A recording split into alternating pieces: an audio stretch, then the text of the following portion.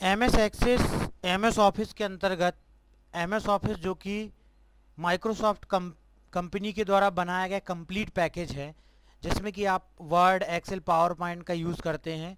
उसी प्रकार से एमएस एक्सेस भी एक ऐसा एप्लीकेशन सॉफ्टवेयर है जिसका यूज़ किया जाता है डेटाबेस को मैनेज करने के लिए। इसका मतलब यह एक डीबीएमएस है। इसमें हम रिकॉर्ड्स को इंफॉर्मेशन को स्टोर करके रख सकते हैं। उस इंफॉर्मेशन को हम बाद में देख सकते हैं। रिकॉर्ड्स को हम डिलीट या अपडेट भी कर सकते हैं। तो एम एस एक्सेस को ओपन करने के लिए सबसे पहले हम स्टार्ट बटन में क्लिक करते हैं। उसके पश्चात ऑल प्रोग्राम में माइक्रोसॉफ्ट ऑफिस के अंतर्गत माइक्रोसॉफ्ट एक्सेस 2003। अभी हमारे यहाँ एम एस ऑफिस के दो वर्जन इंस्टॉल्ड हैं, एम एस ऑफिस 2003 और एम एस ऑफिस 2007। अभी हम माइक्रोसॉफ्ट एक्सेस 2003 के बारे में समझेंगे। तो जैसे ही हम इस ऑप्शन पर क्लिक करते हैं, माइक्रोसॉफ्ट एक्सेस की विंडो ये देखिए स्क्रीन पर इस प्रकार से ओपन हो जाती है। तो ये एम एस एक्सेस को ओपन करने का पहला तरीका हुआ। एम एस एक्सेस को ओपन करने के दूसरे तरीके में हम स्टार्ट मेन्यू में जाकर के रन ऑप्शन में क्लिक करते हैं और यहाँ पर टाइप करते हैं M S access. M S access type करने के पश्चात ओके बटन में क्लिक करते हैं। अभी अभी हमारा यहाँ पर ये 7 ओपन हो रहा है। अगर आप 3 ओपन करना चाहते हैं तो आपको ऑल प्रोग्राम में जाकर के माइक्रोसॉफ्ट ऑफिस के अंतर्गत माइक्रोसॉफ्ट ऑफिस एक्सेस 2003 में क्लिक करना पड़ेगा, जिससे एम एस एक्सेस की विंडो स्क्रीन पर ओपन हो जाएगी। ठीक है, तो ये था माइक्रोसॉफ्ट एक्सेस को ओपन करना। एम एस एक्सेस की विंडो ओपन होने पर अब हम देखते हैं कि एम एस एक्सेस की विंडो में किस भाग को क्या बोलते हैं। सबसे ऊपर वाले भाग को बोलते हैं टाइटल बार, जैसे कि हमने एम एस वर्ड और एम एस एक्सेल में सीखा। उसी प्रकार से इसकी भी यहाँ पर इसको बोलते हैं टाइटल बार। उसके पश्चात ये है आपका मिनिमाइज बटन। इस बटन में क्लिक करते हैं तो यह आपका टास्क बार में आ जाता है। ये देखिए, कभी वर्क करते समय यदि हमको दूसरे एप्लीकेशन में वर्क करना हुआ तो हम मिनिमाइज बटन में क्लिक करके उसको टास्क बार में मिनिमाइज कर सकते हैं। फिर से इसको ओपन करना है तो फिर से टास्क बार में क्लिक करें, जिससे ये फिर से स्क्रीन पर दिखाई देगा। उसी प्रकार से ये है मैक्सिमाइज बटन। इस पर क्लिक करते हैं तो आपका एम एस एक्सेस की विंडो फुल स्क्रीन में दिखाई देती है और इसको फिर से हम क्लिक करके छोटा कर सकते हैं। लास्ट वाली बटन है आपकी ये क्लोज बटन। इसमें क्लिक करने पर एम एस एक्सेस की विंडो क्लोज हो जाएगी। उसी के पश्चात आपका ये कहलाता है मेन्यू बार। यहाँ पर file, edit, view, insert, tools, window और हेल्प, इन मेन्यू के अंदर के ऑप्शन के द्वारा हम एम एस एक्सेस में वर्क करते हैं और डेटाबेस फाइल को बना सकते हैं। उसी प्रकार से आपको यहाँ पर दिखाई दे रहा है, इसको बोलते हैं टास्क पेन। विभिन्न प्रकार के टास्क जो हम यहाँ पर एम एस एक्सेस में परफॉर्म करेंगे वो इस टास्क पेन में दिखाई देते हैं। आप यहाँ पर देखिए एरो सिंबल बना हुआ है ब्लैक कलर में, इसमें क्लिक करेंगे तो आपको जो है यहाँ पर और भी टास्क पेन दिखाई दे जाएंगी। आपको फाइल सर्च की टास्क पेन चाहिए, आपको हेल्प की टास्क पेन चाहिए, कि आपको नई डेटाबेस फाइल बनाने के लिए टास्क पेन चाहिए, आप यहाँ पर एरो में क्लिक करके उसमें डायरेक्ट जा सकते हैं। तो ये था एम एस एक्सेस की विंडो का परिचय कि किस भाग को क्या बोलते हैं जब हम एम एस एक्सेस को ओपन करते हैं। एम एस एक्सेस में नई डेटाबेस फाइल बनाने के लिए हम फाइल मेन्यू में न्यू ऑप्शन पर क्लिक करते हैं या कीबोर्ड से शॉर्टकट की कंट्रोल के साथ एन प्रेस करते हैं। यह शॉर्टकट की आपको यहाँ पर दी गई है। आप या तो माउस से इस पर क्लिक करें या कीबोर्ड से शॉर्टकट की कंट्रोल प्लस एन प्रेस करें। तो जैसे ही हम इस पर क्लिक करेंगे तो ये देखिए आपको यहाँ पर टास्क पेन में और भी ऑप्शन दिखाई देते हैं। यहाँ पर पहला ऑप्शन दिखाई दे रहा है आपका ब्लैंक डेटाबेस।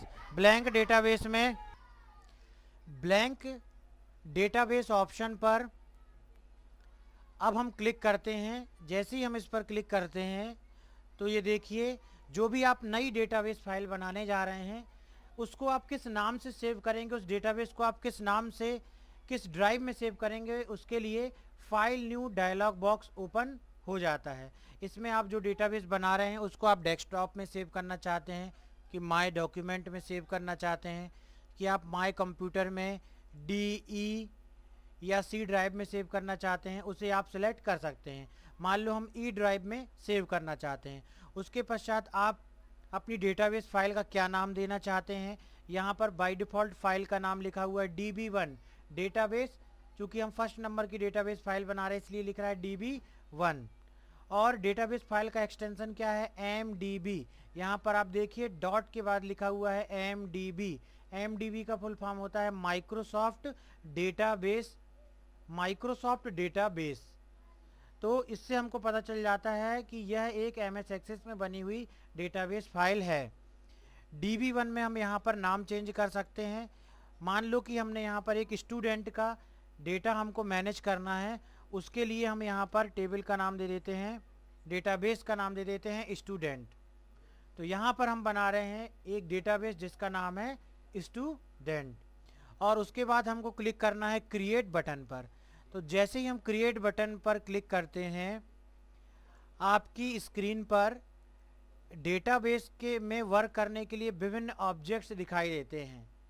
यहाँ पर देखिए डेटाबेस आपका क्रिएट हो गया और इस डेटाबेस का नाम दिखाई दे रहा है स्टूडेंट। उस डेटाबेस में आप बहुत सारे ऑब्जेक्ट्स बना सकते हैं, जैसे आप टेबल बना सकते हैं, आप क्यूरीज बना सकते हैं, फॉर्म्स बना सकते हैं, रिपोर्ट्स बना सकते हैं, पेजेस बना सकते हैं, मैक्रो और मॉड्यूल्स भी बनाए जा सकते हैं। तो MS एक्सेस में डेटाबेस के अंदर बहुत सारी टेबल्स होती है। तो सबसे पहले अभी हमने डेटाबेस बनाना सीखा। डेटाबेस बनाने के बाद अब हम MS एक्सेस में सबसे पहला ऑब्जेक्ट जो डेटाबेस का कहलाता है टेबल, उसे बनाना सीखेंगे। तो टेबल बनाने के लिए यहाँ पर हमको टेबल ऑब्जेक्ट को सिलेक्ट करना है और टेबल बनाने के 3 तरीके स्क्रीन पर दिखाई दे रहे हैं। पहला तरीका है क्रिएट टेबल इन डिज़ाइन व्यू। आप टेबल को डिज़ाइन व्यू में भी बना सकते हैं। Create table by using wizard, हम विजार्ड के द्वारा भी टेबल को बना सकते हैं। या create table by entering data, हम केवल डेटा एंटर करके भी टेबल को बना सकते हैं। तो सबसे पहले हम देखते हैं कि डिज़ाइन व्यू के द्वारा किस प्रकार से टेबल बनाई जा सकती है। डिज़ाइन व्यू के द्वारा टेबल बनाने के लिए इस ऑप्शन पर हम डबल क्लिक करते हैं। तो देखिए जैसे ही हम इस ऑप्शन पर डबल क्लिक करते हैं, आपको स्क्रीन पर इस प्रकार की विंडो दिखाई देती है। अभी इसे हम MS एक्सेस की विंडो को फुल स्क्रीन में कर लेते हैं। उसके लिए मैक्सिमाइज बटन में क्लिक करते हैं तो ये देखिए टेबल बनाने के लिए विंडो स्क्रीन पर स्पष्ट दिखाई देने लगी। यहाँ पर आपको 3 कॉलम दिखाई दे रहे हैं। पहले कॉलम में आपको फील्ड का नाम देना है, दूसरे कॉलम में आप उस फील्ड में कैसा डेटा स्टोर करने जाएंगे उसका नाम देना है, तीसरे में यदि आप कोई डिस्क्रिप्शन देना चाहते हो तो वो आप दे सकते हो। जैसे एक स्टूडेंट की टेबल में यदि हम एक स्टूडेंट का रिकॉर्ड रखना चाहते हैं तो सबसे पहले हम मान लो बनाते हैं स्टूडेंट की इंफॉर्मेशन की टेबल। उसकी जनरल इन्फॉर्मेशन, उसका ID हो गया, उसका नाम हो गया, उसका एड्रेस हो गया, उसका कोर्स, वो कौन सा कोर्स कर रहा है, इसकी इन्फॉर्मेशन के लिए सबसे पहले हम टेबल क्रिएट करते हैं। तो इसमें हम सबसे पहले फील्ड देते हैं स्टूडेंट ID। तो इस प्रकार से स्टूडेंट ID हमने फील्ड नेम टाइप किया। उसका डेटा टाइप कैसा होना चाहिए, आप स्टूडेंट ID को क्या ऑटोमेटिक जनरेट कराना चाहते हो, आप स्टूडेंट ID को क्या किसी नंबर के रूप में इनपुट कराना चाहते हो, या आप अल्फ़ा न्यूमेरिक मतलब अल्फ़ाबेट और नंबर रखना चाहते हो, किस प्रकार से आप स्टूडेंट की ID का डेटा रखोगे, उसके लिए आपको यहाँ पर डेटा टाइप को सिलेक्ट करना पड़ेगा। मान लो हम स्टूडेंट की ID को चाहते हैं कि ऑटोमेटिक MS एक्सेस उसमें एंट्री करता जाए। जैसे जैसे हम नया डेटा किसी स्टूडेंट का एंटर करें, स्टूडेंट ID ऑटोमेटिक जनरेट होती जाए, तो उसके लिए MS एक्सेस में ऑटो नंबर का यूज़ किया जाता है। ऑटो नंबर हम यहाँ पर डेटा टाइप के रूप में सिलेक्ट कर लेते हैं। ऑटो नंबर सेलेक्ट करने पर ये ऑटोमेटिक नंबर उसमें इनपुट करते जाएगा। इसी प्रकार से दूसरी फील्ड नेम हम लेते हैं स्टूडेंट का नेम। इस कॉलम में, इस फील्ड में हम स्टूडेंट का नाम एंटर कराएंगे। तो स्टूडेंट नेम किस प्रकार का होता है, हमेशा टेक्स्ट ही होता है। तो उसके लिए हम यहाँ पर किस डेटा टाइप को सिलेक्ट करते हैं, टेक्स्ट डेटा टाइप को सिलेक्ट करते हैं। अब जैसे ही यहाँ पर आप कोई भी डेटा टाइप सिलेक्ट करते हैं, उसकी फील्ड से संबंधित बहुत से ऑप्शन यहाँ पर दिखाई देते हैं, जिनका यूज़ आगे हम और भी समझेंगे। अभी हम यहाँ पर एक इम्पॉर्टेंट समझ लेते हैं क्या प्रॉपर्टीज़ होती हैं। तो यहाँ पर जैसे ही आप कोई भी फील्ड में डेटा टाइप करते हो, उसकी प्रॉपर्टीज़ आपको यहाँ पर दिखाई देती हैं, जिसमें एक इम्पॉर्टेंट प्रॉपर्टी है फील्ड साइज़। आप कितने साइज का डेटा स्टूडेंट के नेम में एंटर कराना चाहते हो? क्या आप 50 कैरेक्टर का नाम स्टूडेंट का रखना चाहते हो मैक्सिमम? मान लो हम 30 कैरेक्टर का मैक्सिमम स्टूडेंट का नाम रखेंगे, तो उसके लिए हम यहाँ पर 30 टाइप कर देते हैं। इस प्रकार से आप प्रॉपर्टी को सेट कर सकते हो। स्टूडेंट नेम के बाद हम उसका एड्रेस लेते हैं। एड्रेस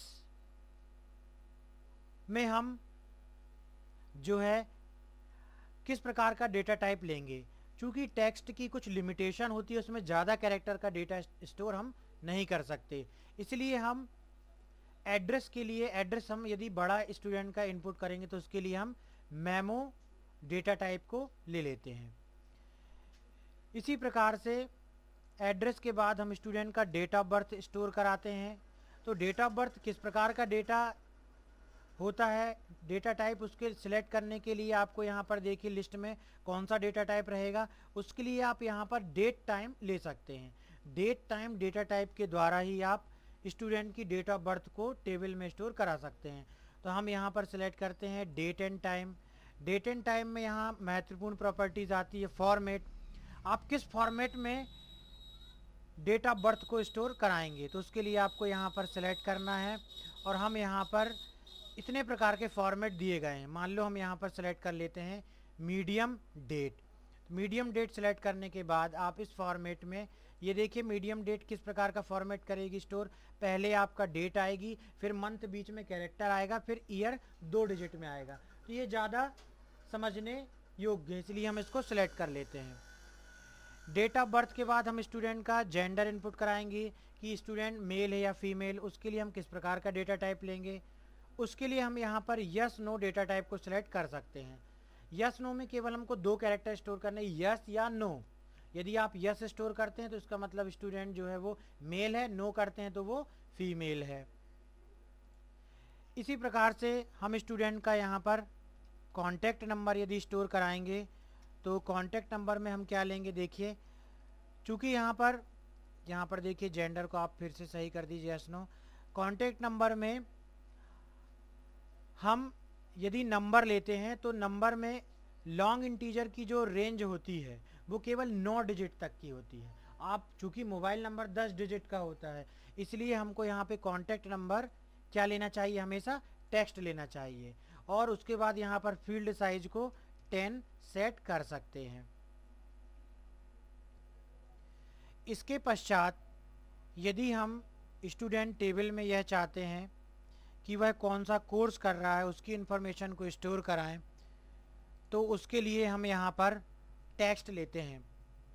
यदि डेटाबेस में कुछ निश्चित कोर्स ही DCA, PGDCA, BCA केवल 3 कोर्स की हम एंट्री करवाना चाहते हैं और हम चाहते हैं कि जब एंट्री करें तो वह हमसे DCA, PGDCA, BCA ऑप्शन में से सिलेक्ट करने के लिए पूछे, तो एंट्री करते समय इस प्रकार से बनाने के लिए आपको इस्तेमाल करना पड़ता है लुकअप विजार्ड। तो देखिए हम लुकअप विजार्ड का इस्तेमाल करते हैं। यहाँ पर हमने सेलेक्ट किया ये लुकअप विजार्ड ऑप्शन। उसके पश्चात I want to look up column to look up the values in the table और क्यूरी और टाइप, है ना, हम किसी टेबल से डेटा नहीं लेना चाहते, हम टाइप करना चाहते हैं। तो सेकेंड वाले ऑप्शन को सिलेक्ट किया, नेक्स्ट बटन में क्लिक किया। देखिए हम केवल 3 प्रकार का रिकॉर्ड स्टोर करना चाहते हैं, DCA, PGDCA और BCA। तो 3 डेटा प्रकार का डेटा कॉलम में भरने के बाद हमको नेक्स्ट बटन में क्लिक करना और फिनिश कर देना है। तो इस प्रकार से आप MS एक्सेस में लुकअप विजार्ड का यूज़ कर सकते हैं। इसके पश्चात यदि हम स्टूडेंट की फ़ोटो स्टोर कराना चाहें तो हम यहाँ पर फील्ड का नाम फ़ोटो देते हैं और उसके लिए डेटा टाइप होता है OLE ऑब्जेक्ट, जिसके द्वारा हम स्टूडेंट की फ़ोटो को डेटाबेस में स्टोर करा सकते हैं। इसी प्रकार से स्टूडेंट की फ़ीस कितनी है, जो कोर्स वो कर रहा है, यदि वो हम स्टोर कराना चाहते हैं तो यहाँ पर हम फ़ीस डेटा टाइप लेते हैं और यहाँ पर हम उसके लिए करेंसी को जो है डेटा टाइप के रूप में इस्तेमाल कर सकते हैं। और करेंसी में भी इंपॉर्टेंट प्रॉपर्टीज़ होती है उसकी फॉर्मेट। आप किस प्रकार का फॉर्मेट लेना चाहोगे, क्या आप डॉलर में प्रदर्शित करना चाहोगे, क्या आप इस प्रकार से स्टैंडर्ड लेना चाहोगे कि 1000 में कॉमा आए। मान लो हम यहाँ पर सेलेक्ट कर लेते हैं स्टैंडर्ड। तो इस प्रकार से एक टेबल के फील्ड डिसाइड करने के पश्चात, उसका डेटा टाइप डिसाइड करने के पश्चात, उसकी विभिन्न प्रॉपर्टीज़ डिसाइड करने के पश्चात हम क्लिक करते हैं सेव बटन पर, जिससे वह टेबल को स्टोर करने के लिए पूछता है और टेबल का नाम हम यहाँ पर दे देते हैं। तो स्टूडेंट की चूंकि यहाँ पर जनरल इन्फॉर्मेशन स्टोर हो रही है, इसलिए हम यहाँ पर लिखेंगे स्टूडेंट डिटेल्स। टेबल का नाम हमने दे दिया स्टूडेंट डिटेल्स। ओके बटन पर क्लिक करेंगे। ये पूछ रहा है देयर इज़ नो प्राइमरी की, क्या आप प्राइमरी की बनाना चाहते हैं। इस पर हम क्लिक कर देते हैं यस पे। तो हमारी ये स्टूडेंट आईडी जो है वो प्राइमरी हो गई। इसका मतलब किसी भी स्टूडेंट की आईडी दोबारा रिपीट नहीं हो सकती। क्यों? क्योंकि हमने उसको यहाँ पर प्राइमरी की बना दिया। तो इस प्रकार से एमएस एक्सेस में आसानी से एक टेबल को बनाया जा सकता है। अब देखिए इस विंडो को जैसे ही आप क्लोज करेंगे तो आपको यहाँ पर एक स्टूडेंट डिटेल्स नाम की टेबल दिखाई देगी। एमएस एक्सेस में अभी आपने जो स्टूडेंट डिटेल्स नाम की टेबल बनाई हुई है चाहते हैं, तो उसके लिए आपको स्टूडेंट डिटेल्स टेबल पर डबल क्लिक करना है। तो जैसे ही आप स्टूडेंट डिटेल्स टेबल पर डबल क्लिक करेंगे तो ये देखिए इस प्रकार से हमने जो फील्ड्स नेम बनाए थे वो आपको इस प्रकार से दिखाई दे रहे हैं। हमने वहाँ पर स्टूडेंट आईडी लिया था, उसको हमने ऑटो नंबर डेटा टाइप दिया था। तो ये देखिए स्टूडेंट आईडी में ऑटो नंबर दे रहा है, मतलब आपको यहाँ पर डेटा एंटर करने की ज़रूरत नहीं है। ऑटोमेटिक एमएस एक्सेस उस पर डेटा को एंटर करते जाएगा। यहाँ पर दूसरे में आपको देखिए दूसरी फील्ड आपने ली थी स्टूडेंट का नाम, यहाँ पर आपने डेटा टाइप लिया था टेक्स्ट। तो आप यहाँ पर किसी का नाम टाइप कर सकते हैं। आपको यहाँ पर कोई नंबर देखिए टाइप करके देखिए, चूंकि टेक्स्ट अल्फा न्यूमेरिक होता है वो नंबर भी ले लेता है और टेक्स्ट भी ले लेता है, इसलिए आप नंबर भी टाइप कर सकते हैं। लेकिन अब हमने यहाँ पे क्या टाइप किया, नाम, चूंकि स्टूडेंट का नाम एक कैरेक्टर होता है। उसी प्रकार से अगले में आइए, देखिए एड्रेस। एड्रेस का डेटा टाइप हमने मेमो लिया था। तो यहाँ पर आप जो है जिस प्रकार से जो भी देना चाहते हैं डेटा टाइप,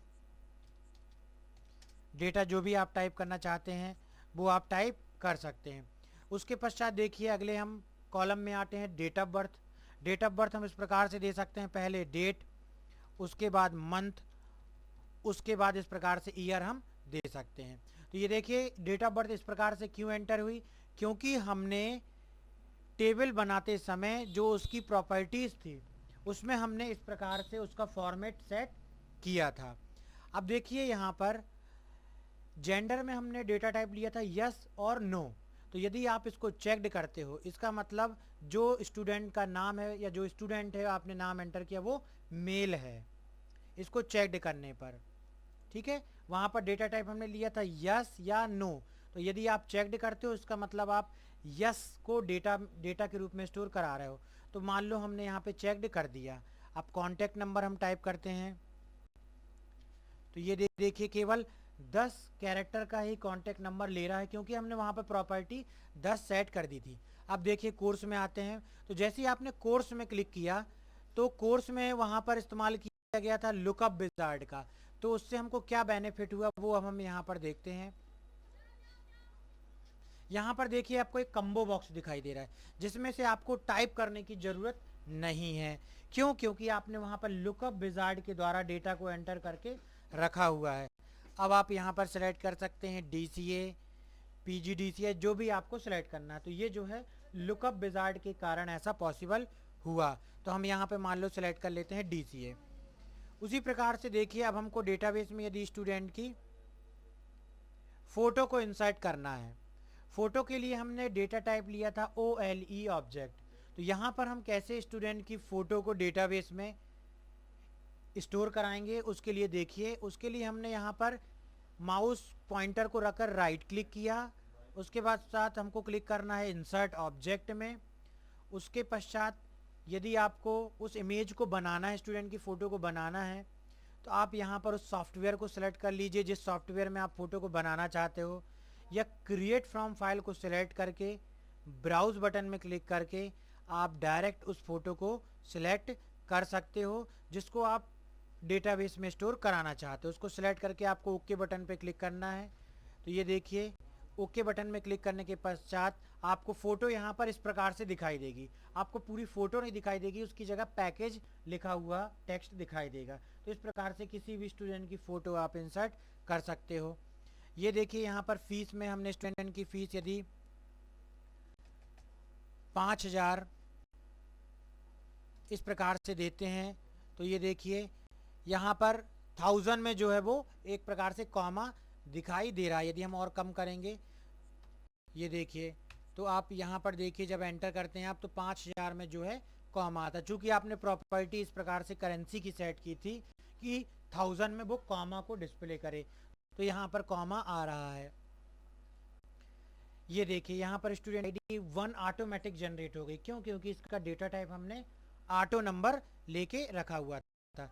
इस प्रकार यहाँ पर आप जितने कर सकते हो, और यहाँ पे ऑटोमेटिक जो है स्टूडेंट की आईडी जनरेट होती जाएगी और कर सकते हो। देखिए, चलिए हम एक और डेटा इनपुट करते हैं। हमने ये किया,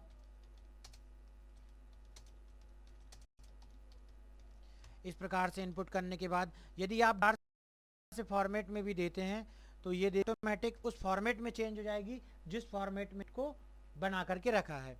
यहाँ पर भी चूंकि मेल है तो हमने चेक्ड कर देते हैं, फीमेल होती तो हम इसको छोड़ देते हैं। फिर दूसरे मोबाइल नंबर को हमने दिया, फिर कोर्स दूसरा सेलेक्ट करना तो कोर्स दूसरा सेलेक्ट कर लिया। फिर आप इसी प्रकार से राइट क्लिक करते हुए इंसर्ट ऑब्जेक्ट में जाते हैं, क्रिएट फ्रॉम फाइल में ब्राउज बटन में क्लिक करके जो भी फ़ोटो है स्टूडेंट की देखकर आप सेलेक्ट करके ओके बटन में क्लिक करके फ़ोटो दे सकते हैं। उसी प्रकार से आप यहाँ पर जो है फीस को दे सकते हैं। ऑटोमेटिक स्टूडेंट आईडी 2 हो गई। तो इतने रिकॉर्ड्स को डेटाबेस कर सकते।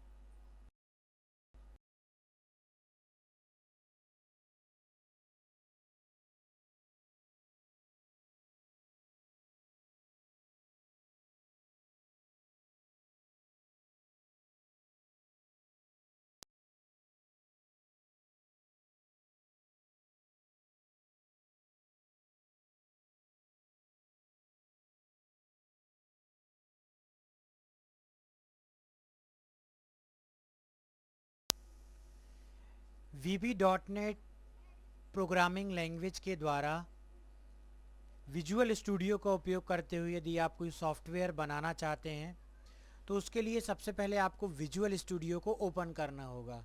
तो विजुअल स्टूडियो को ओपन करने के लिए स्टार्ट बटन में क्लिक करते हैं, ऑल प्रोग्राम में क्लिक करते हैं। उसके पश्चात यहाँ पर माइक्रोसॉफ्ट विजुअल स्टूडियो 2008 या जो भी वर्ज़न आपके कंप्यूटर में इंस्टॉल्ड है वो वर्ज़न दिखाई देता है। माइक्रोसॉफ्ट विजुअल स्टूडियो को ओपन करने के लिए आपको क्लिक करना है इस ऑप्शन पर। तो जैसे ही आप इस ऑप्शन पर क्लिक करते हो, माइक्रोसॉफ्ट विजुअल स्टूडियो की विंडो इस प्रकार से स्क्रीन पर दिखाई देती है। तो अब हम देखते हैं कि जैसे ही हम माइक्रोसॉफ्ट विजुअल स्टूडियो को ओपन करते हैं, उस पर स्क्रीन में कौन कौन से मुख्य कंपोनेंट्स दिखाई देते हैं। माइक्रोसॉफ्ट विजुअल स्टूडियो की सबसे ऊपर वाली जो ये ब्लू कलर की पट्टी दिखाई दे रही है, ये सभी सॉफ्टवेयर की तरह इसको भी टाइटल बार बोलते हैं। मतलब कि जो भी सॉफ्टवेयर आप बना रहे होते हैं उस सॉफ्टवेयर का जो नाम है वो यहाँ पर दिखाई देता है, इसलिए इसको क्या बोलते हैं, टाइटल बार।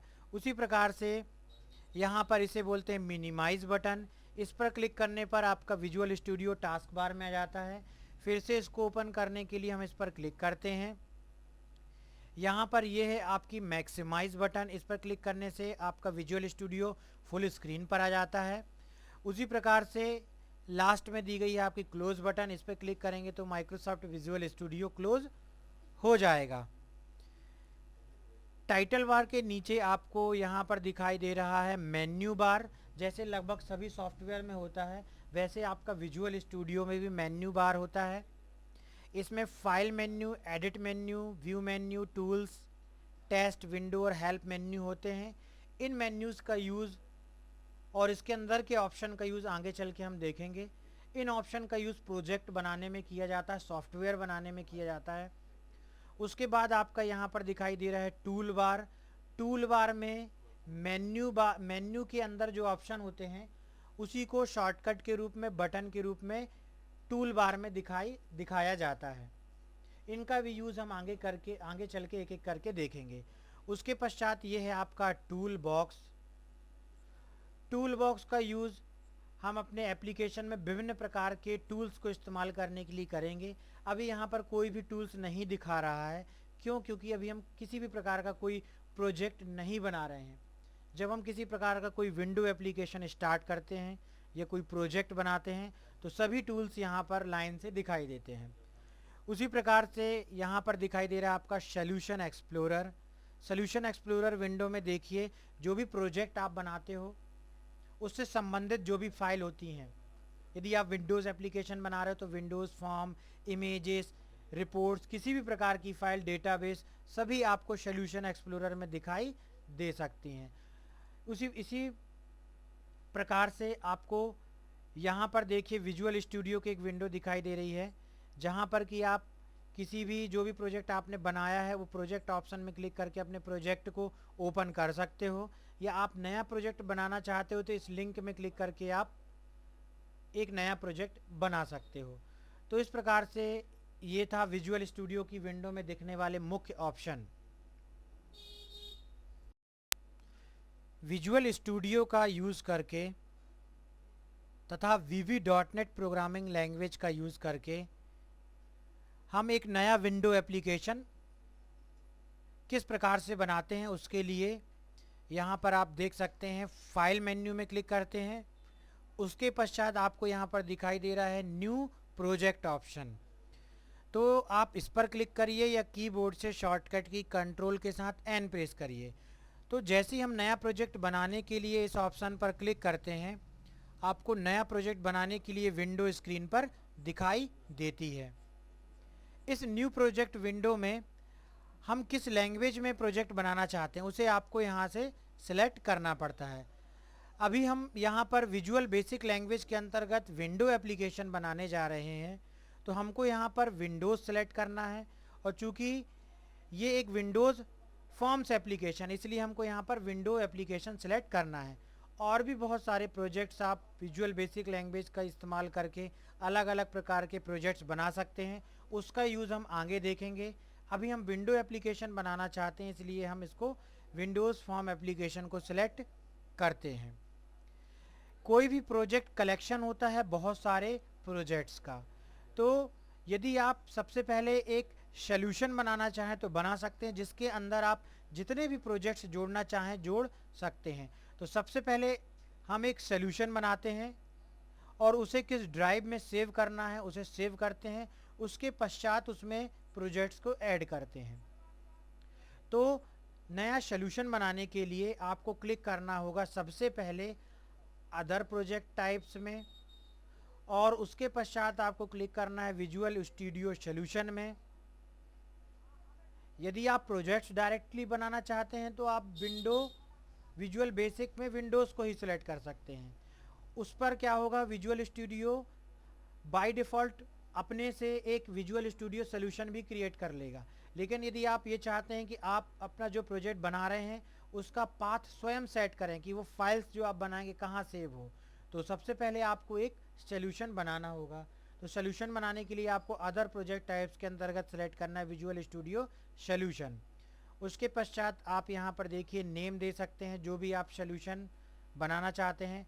मान लो हम यहाँ पर अपना एक नया प्रोजेक्ट बना रहे हैं और उसका हम नया सॉल्यूशन देना चाहते हैं, तो हम ये जो भी नया प्रोजेक्ट स्टार्ट कर रहे हैं उसका हम यहाँ पर नया सॉल्यूशन इनपुट कर सकते हैं। मान लो हम बना रहे हैं स्कूल का एक प्रोजेक्ट, तो हम यहाँ पर दे सकते हैं स्कूल मैनेजमेंट। स्कूल में किस प्रकार से आप सॉफ्टवेयर के द्वारा स्कूल को मैनेज कर सकते हो, कैसे स्टूडेंट का एडमिशन लिया, कैसे उनकी फ़ीस वगैरह, और कौन सा स्टूडेंट कौन सा कोर्स करता है, उसको कौन सी बुक्स इशू हुई, ये सब आप यदि मैनेज करना चाहते हो सॉफ्टवेयर के द्वारा, उसके लिए हम एक VB.NET में सॉफ्टवेयर बना रहे हैं। उसके लिए हमने सबसे पहले एक सॉल्यूशन बनाया, उस सॉल्यूशन का हमने नाम दिया।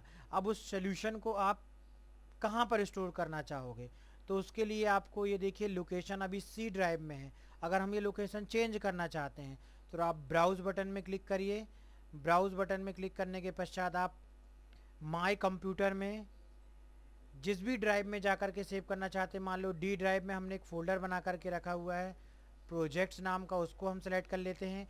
यदि आप किसी ड्राइव में नया फ़ोल्डर भी बनाना चाहते हैं तो आपको क्लिक करना होगा मेक न्यू फोल्डर ऑप्शन पर।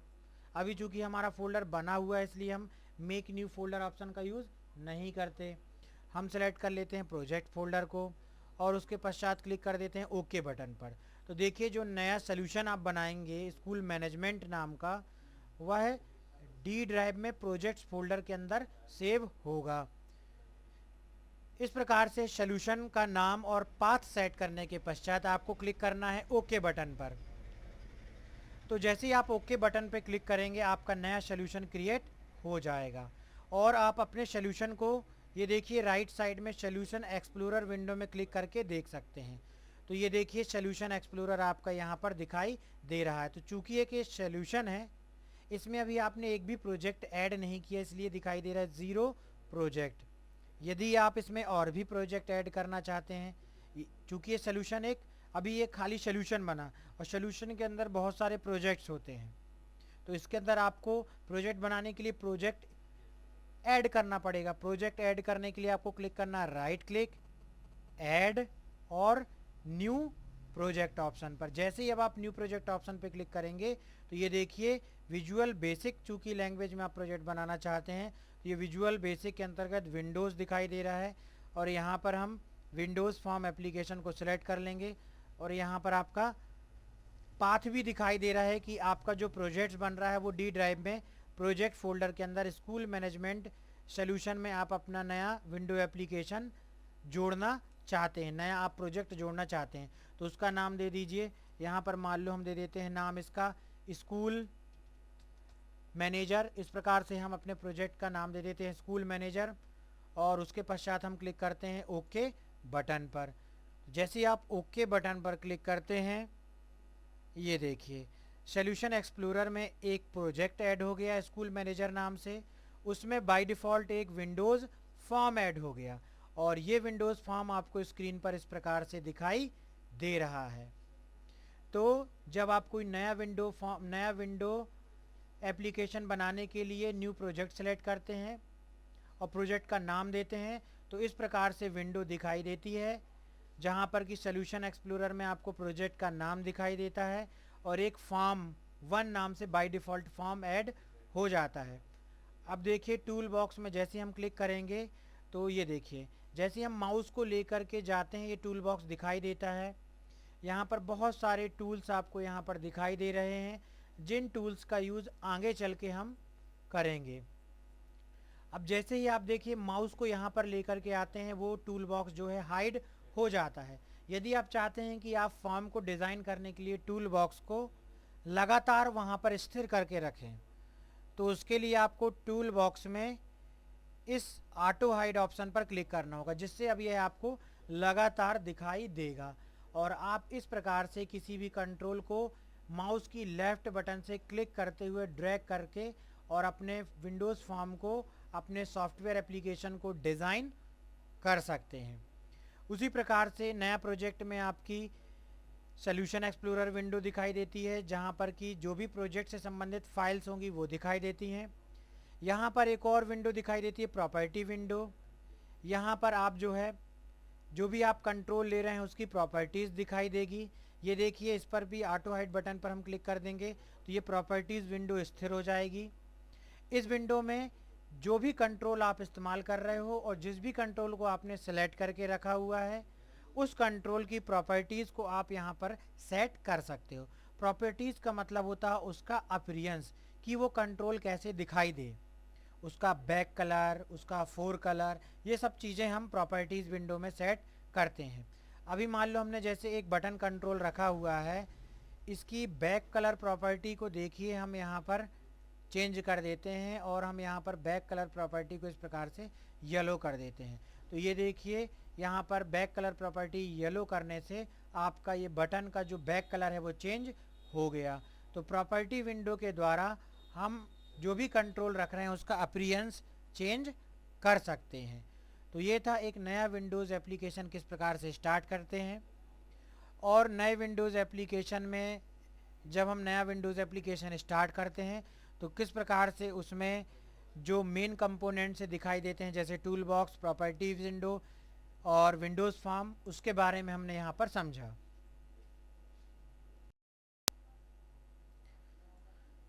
विजुअल स्टूडियो में एक नया प्रोजेक्ट स्टार्ट करने के पश्चात किस प्रकार से उसमें एक नया विंडोज़ फॉर्म ऐड करते हैं उसे हम देखते हैं।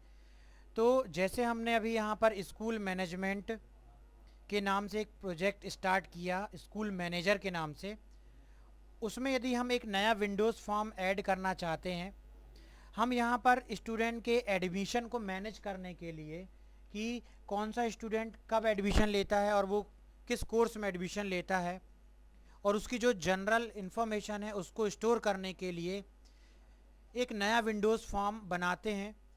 तो नया विंडोज़ फॉर्म ऐड करने के लिए हम प्रोजेक्ट में राइट क्लिक करते हैं, ऐड बटन में क्लिक करते हैं और इस प्रकार से यहाँ पर विंडोज़ फॉर्म ऑप्शन दिखाई दे रहा है, इस पर आप माउस की लेफ़्ट बटन से क्लिक करते हैं। तो ये देखिए ऐड न्यू आइटम, एक नया बॉक्स ओपन हो जाता है।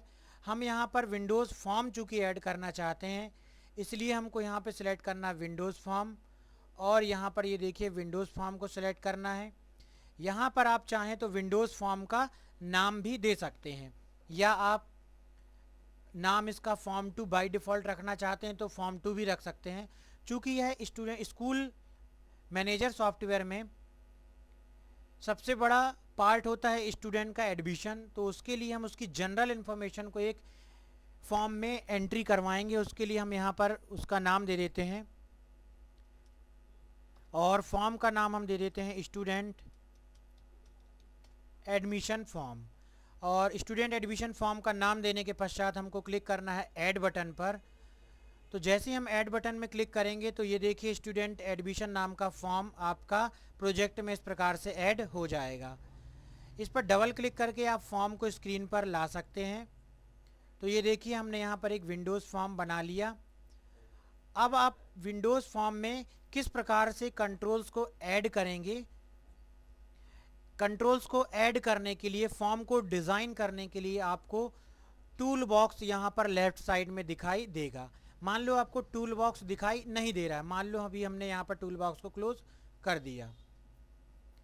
अब हम यदि फॉर्म को डिज़ाइन करने के लिए टूल बॉक्स को लाना चाहते हैं तो टूल बॉक्स नहीं दिखने पर आपको व्यू मेन्यू में जाना है, और ये देखिए यहाँ पर ऑप्शन दिखाई दे रहा है टूल बॉक्स। तो इस ऑप्शन पर आप क्लिक करेंगे या कीबोर्ड से शॉर्टकट की कंट्रोल अल्टर और एक्स प्रेस करेंगे। तो जैसे इस ऑप्शन पर हम क्लिक करेंगे तो ये देखिए आपका टूल बॉक्स यहाँ पर फिर से दिखाई देने लगेगा। तो इस प्रकार से यदि टूल बॉक्स दिखाई नहीं दे रहा है तो हम टूल बॉक्स को आसानी से विजुअल स्टूडियो की विंडो में ला सकते हैं। अब यहाँ पर स्टूडेंट के एडमिशन का फॉर्म हमको डिज़ाइन करना है।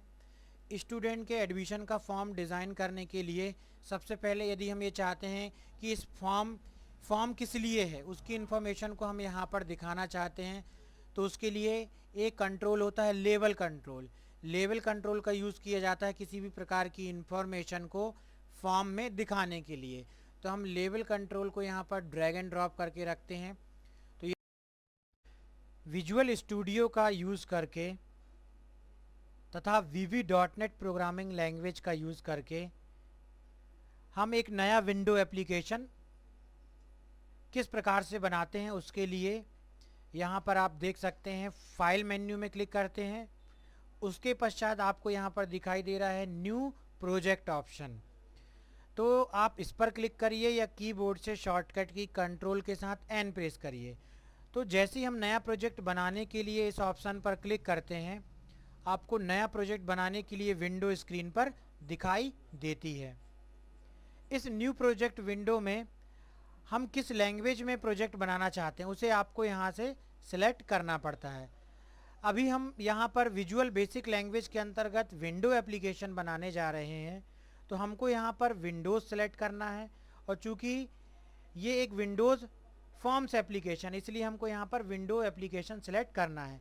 और भी बहुत सारे प्रोजेक्ट्स आप विजुअल बेसिक लैंग्वेज का इस्तेमाल करके अलग अलग प्रकार के प्रोजेक्ट्स बना सकते हैं, उसका यूज़ हम आगे देखेंगे। अभी हम विंडो एप्लीकेशन बनाना चाहते हैं, इसलिए हम इसको विंडोज़ फॉर्म एप्लीकेशन को सिलेक्ट करते हैं। कोई भी प्रोजेक्ट कलेक्शन होता है बहुत सारे प्रोजेक्ट्स का, तो यदि आप सबसे पहले एक सॉल्यूशन बनाना चाहें तो बना सकते हैं, जिसके अंदर आप जितने भी प्रोजेक्ट्स जोड़ना चाहें जोड़ सकते हैं। तो सबसे पहले हम एक सॉल्यूशन बनाते हैं और उसे किस ड्राइव में सेव करना है उसे सेव करते हैं, उसके पश्चात उसमें प्रोजेक्ट्स को ऐड करते हैं। तो नया सॉल्यूशन बनाने के लिए आपको क्लिक करना होगा सबसे पहले अदर प्रोजेक्ट टाइप्स में, और उसके पश्चात आपको क्लिक करना है विजुअल स्टूडियो सॉल्यूशन में। यदि आप प्रोजेक्ट्स डायरेक्टली बनाना चाहते हैं तो आप विजुअल बेसिक में विंडोज़ को ही सिलेक्ट कर सकते हैं। उस पर क्या होगा, विजुअल स्टूडियो बाय डिफ़ॉल्ट अपने से एक विजुअल स्टूडियो सॉल्यूशन भी क्रिएट कर लेगा।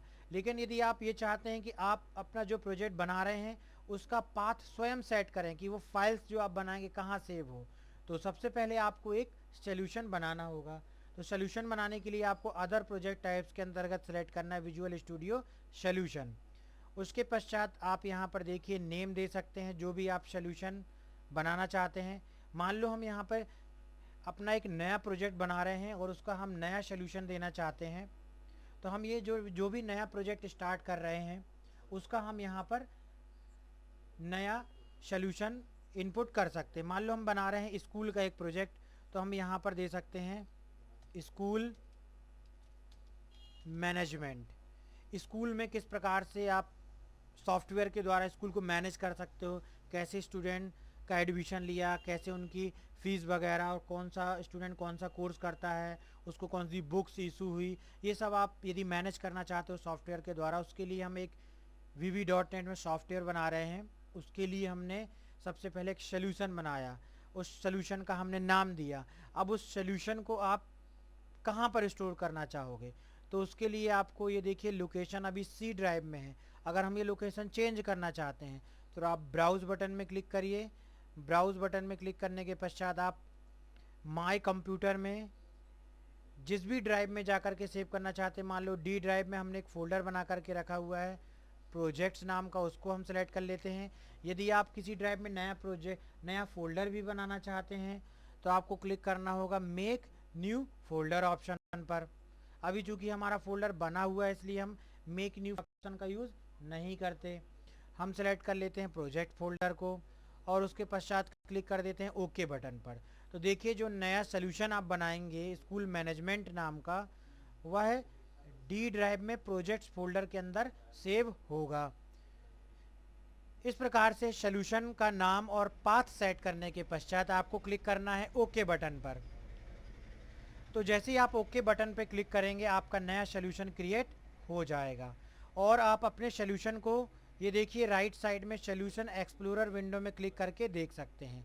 तो ये देखिए सोल्यूशन एक्सप्लोरर आपका यहाँ पर दिखाई दे रहा है। तो चूंकि एक ये सोल्यूशन है, इसमें अभी आपने एक भी प्रोजेक्ट ऐड नहीं किया इसलिए दिखाई दे रहा है 0 प्रोजेक्ट।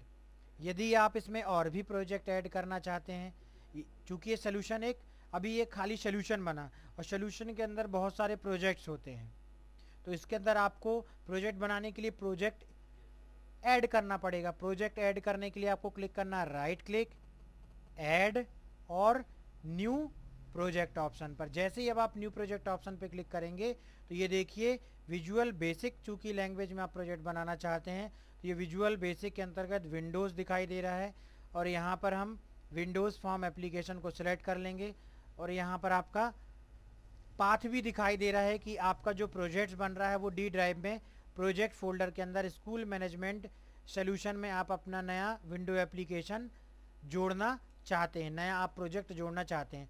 तो उसका नाम दे दीजिए।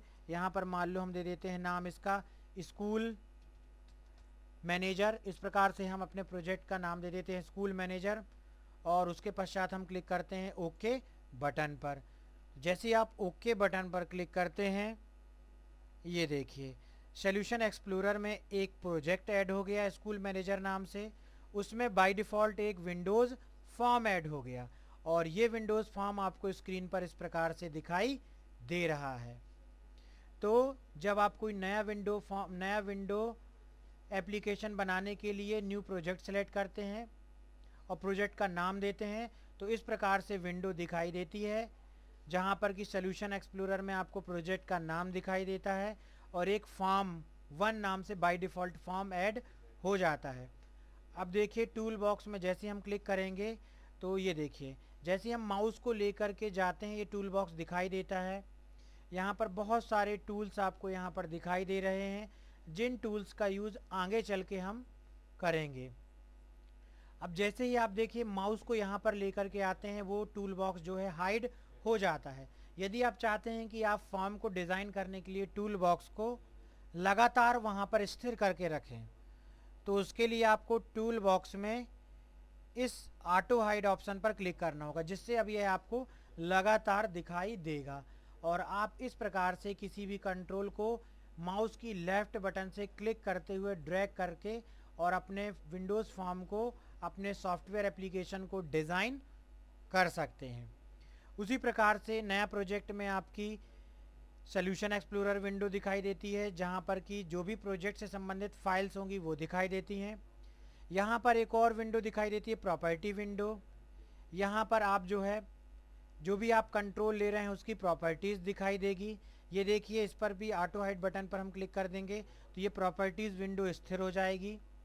इस विंडो में जो भी कंट्रोल आप इस्तेमाल कर रहे हो और जिस भी कंट्रोल को आपने सेलेक्ट करके रखा हुआ है, उस कंट्रोल की प्रॉपर्टीज़ को आप यहाँ पर सेट कर सकते हो। प्रॉपर्टीज़ का मतलब होता है उसका अपीयरेंस, कि वो कंट्रोल कैसे दिखाई दे, उसका बैक कलर, उसका फोर कलर, ये सब चीज़ें हम प्रॉपर्टीज़ विंडो में सेट करते हैं। अभी मान लो हमने जैसे एक बटन कंट्रोल रखा हुआ है, इसकी बैक कलर प्रॉपर्टी को देखिए हम यहाँ पर चेंज कर देते हैं और हम यहाँ पर बैक कलर प्रॉपर्टी को इस प्रकार से येलो कर देते हैं। तो ये देखिए, यहाँ पर बैक कलर प्रॉपर्टी येलो करने से आपका ये बटन का जो बैक कलर है वो चेंज हो गया।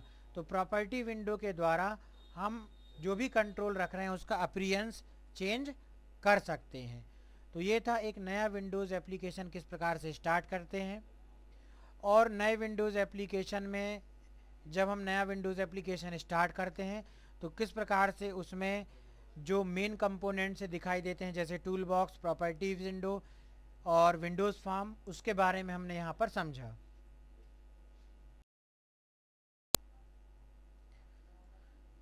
विजुअल स्टूडियो में एक नया प्रोजेक्ट स्टार्ट करने के पश्चात किस प्रकार से उसमें एक नया विंडोज़ फॉर्म ऐड करते हैं उसे हम देखते हैं। तो जैसे हमने अभी यहाँ पर स्कूल मैनेजमेंट के नाम से एक प्रोजेक्ट स्टार्ट किया, स्कूल मैनेजर के नाम से, उसमें यदि हम एक नया विंडोज़ फॉर्म ऐड करना चाहते हैं, हम यहाँ पर स्टूडेंट के एडमिशन को मैनेज करने के लिए कि कौन सा स्टूडेंट कब एडमिशन लेता है और वो किस कोर्स में एडमिशन लेता है और उसकी जो जनरल इन्फॉर्मेशन है उसको स्टोर करने के लिए एक नया विंडोज़ फॉर्म बनाते हैं। तो नया विंडोज़ फॉर्म ऐड करने के लिए हम प्रोजेक्ट में राइट क्लिक करते हैं, ऐड बटन में क्लिक करते हैं और इस प्रकार से यहाँ पर विंडोज़ फॉर्म ऑप्शन दिखाई दे रहा है, इस पर आप माउस की लेफ़्ट बटन से क्लिक करते हैं। तो ये देखिए, ऐड न्यू आइटम, एक नया बॉक्स ओपन हो जाता है। हम यहाँ पर विंडोज़ फॉर्म चूँकि ऐड करना चाहते हैं, इसलिए हमको यहाँ पे सिलेक्ट करना विंडोज़ फॉर्म और यहाँ पर ये देखिए विंडोज़ फॉर्म को सिलेक्ट करना है। यहाँ पर आप चाहें तो विंडोज़ फॉर्म का नाम भी दे सकते हैं, या आप नाम इसका फॉर्म 2 बाय डिफ़ॉल्ट रखना चाहते हैं तो फॉर्म 2 भी रख सकते हैं।